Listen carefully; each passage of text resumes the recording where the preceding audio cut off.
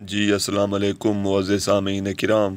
آج ہم عزیز احمد صاحب کے ایک مشہور ناول گریز کے حوالے سے گفتگو کریں گے، جو کہ 1943 میں پہلی بار اشاعت کے مراحل سے گزرا اور اپنی تکنیک، پلاٹ اور کردار سازی کے باعث اردو میں اس ناول کی حیثیت ایک سنگ میل کی سی ہے۔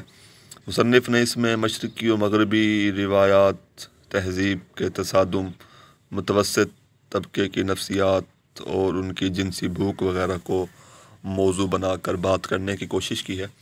اس ناول کا ہیرو نعیم ایک طبقے کی ذہنی و جذباتی الجھنوں کی تصویر کشی کرتا ہے۔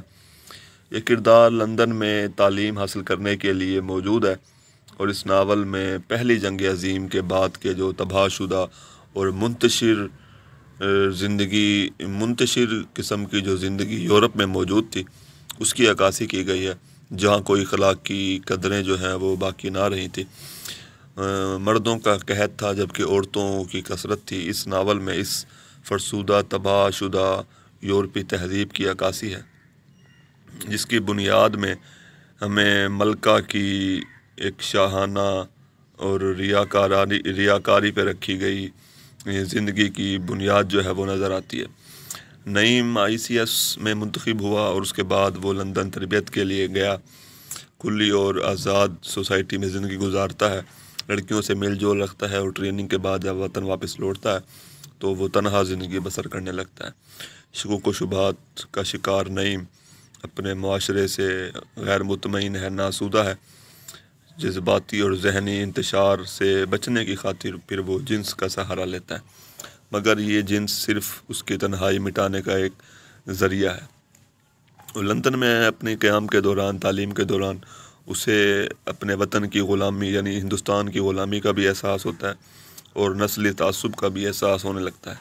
تو اسی خاطر کبھی وہ شراب نوشی سے خود کو بہلانے کی کوشش کرتا ہے، کبھی مختلف فلسفیوں مثلا نیتشے اور کارل مارکس کے فلسفوں میں گم ہو جاتا ہے، مگر وہ مطمئن نہیں ہو پاتا۔ یہ کردار یورپ کی اخلاقی اقدار کے زوال کی علامت بن کے ہمارے سامنے آتا ہے۔ عزیز احمد کے اپنے دیگر ناولوں کی نسبت اس ناول میں بھی نفسیات اور جنس کے دائرے سے باہر نہیں نکل سکے، اور گریز میں اس زمانے کے نوجوانوں کے رجحانات اور اخلاقی زوال کی بھی عکاسی ہے، اور نئے زمانے کے ہر نوجوان کا ایک خواب بھی ہمیں اس ناول میں نظر آتا ہے۔ اور مشہور نقاد وقار عظیم کہتے ہیں کہ گریز یورپ اور انگلستان کی زندگی کے ایک پر شورش زمانے کا ناول ہے، اور اسے پڑھ کر اس سیاسی اور معاشی فضا کا ایک منتشر سا خاکہ ہمارے سامنے آتا ہے، جو یورپ کے اثرات نے ساری دنیا میں عام کر رکھی تھی۔ شکریہ۔